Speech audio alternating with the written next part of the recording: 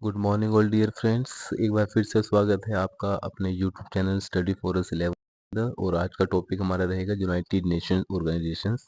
आज हम देखेंगे कि संयुक्त राष्ट्र संघ का विकास कब हुआ है और कैसे हुआ है, कौन कौन से देश शामिल हैं इसके अंदर, कौन कौन सी भाषाओं को इसमें अपनाया गया है।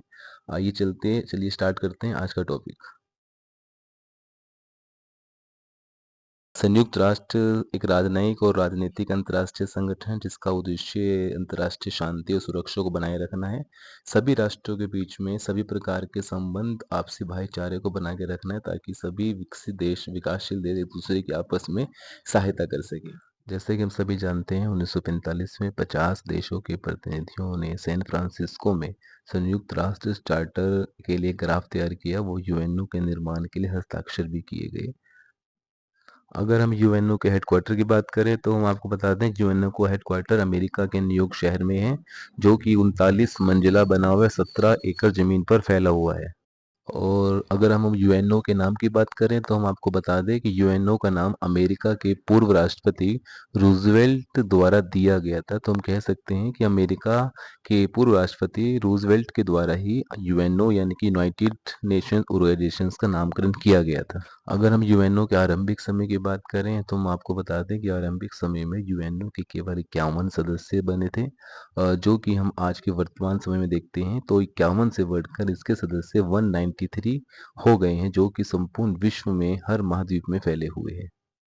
अगर हम भारत के परिप्रेक्ष्य में देखते हैं तो भारत 1946 में ही यूएनओ का मेंबर बन चुका था। उस समय भारत के पूर्व प्रधानमंत्री जवाहरलाल नेहरू द्वारा उस पर हस्ताक्षर किए गए थे। यूएनओ के अगर हम संविधान की बात करें तो उसे चार्टर कहा जाता है। इस चार्टर में 19 अध्याय, 111 अनुच्छेद है और लगभग 10,000 शब्दों का इसमें प्रयोग किया गया है।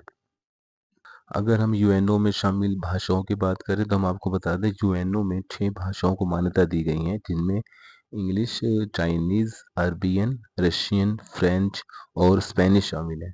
परंतु अगर हम यूएनओ की कार्यवाही भाषा की बात करें तो वो 2 भाषाएं अपनाई गई हैं, जिसमें इंग्लिश और फ्रेंच है। अब हम यूएनओ के सिक्योरिटी ऑफ काउंसिल्स के मेंबर की अगर बात करें तो हम आपको बता दें कि टोटल उसमें 15 सदस्यों को अपनाया गया है, जिसमें से अगर हम बात करें 5 मेंबर्स परमानेंट रहते हैं और 10 मेंबर हमारे टेम्परेरी रहते हैं, जिनका चुनाव प्रत्येक 2 वर्ष के बाद होता रहता है। अगर हम परमानेंट मेंबर्स की बात करें तो उसमें अमेरिका, ब्रिटेन, चीन, फ्रांस और रशिया है। हमारे सामने जो ये फोटो उपलब्ध है इससे हम देख सकते हैं कि अस्थायी सदस्यों का चुनाव सबसे ज़्यादा किन किन देशों का हुआ है। जैसे कि जापान का 11 बार चुनाव हुआ है, ब्राज़ील का 10 बार हुआ है और इसी तरह हम कह सकते हैं कि भारत ने भी अस्थायी सदस्यता 8 बार प्राप्त की है। इसी प्रकार से अगर हम देखते हैं कि संयुक्त राष्ट्र की सुरक्षा परिषद में एक शक्ति जिसे हम वीटो पावर बोलते हैं वो उपलब्ध हमारे 5 देशों को रहती है। 5 स्थायी देशों को सुरक्षा परिषद में शक्ति प्राप्त होती है।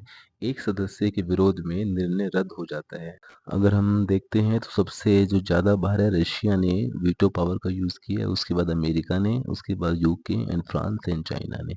तो ज़रूरत पड़ने पर, आवश्यकता पड़ने पर प्रत्येक देश के द्वारा अपनी वीटो पावर का इस्तेमाल किया जाता है। अगर हम बात करते हैं यूएनओ को, तो यूएनओ के जो सुरक्षा परिषद है उसे दुनिया का पुलिसमैन भी पुकारा जाता है। यूएनओ के प्रमुख रूप से 6 अंग हैं, जिसमें से हम देखते हैं कि महासभा, सुरक्षा परिषद, सचिवालय, सामाजिक और आर्थिक परिषद, न्यास परिषद और अंतर्राष्ट्रीय न्यायालय। और आइए अब बात करते हैं श्रीमती विजयलक्ष्मी पंडित जी के बारे में, जिन्होंने विश्व में पहली बार महिला अध्यक्ष के रूप में 1953 में यूएनओ का कार्यभार संभाला था। और इसी प्रकार से भारत के पूर्व प्रधानमंत्री श्री अटल बिहारी वाजपेयी ऐसे पहले प्रधानमंत्री बने जिन्होंने 4 अक्टूबर 1977 में यूएनओ में हिंदी में अपना भाषण दिया और विश्व में इतिहास रचा।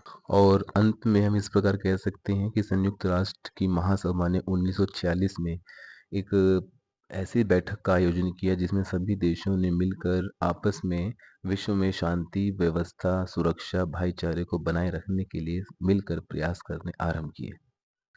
वीडियो में बने रहने और अंत तक देखने के लिए आपका दिल से आभार।